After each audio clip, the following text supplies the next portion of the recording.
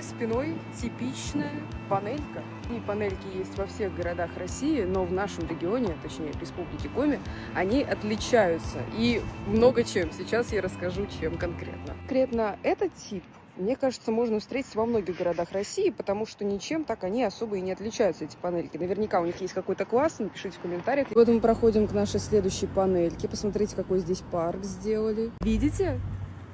Какой интересный узор сделан на верхних этажах.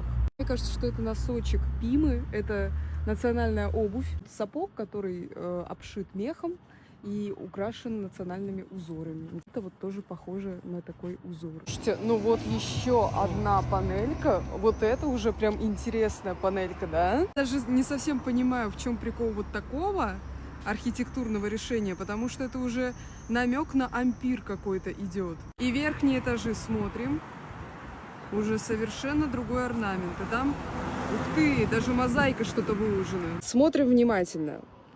Что-то заметили? Узоры! Вот они! Узоры выполнены в национальном орнаменте.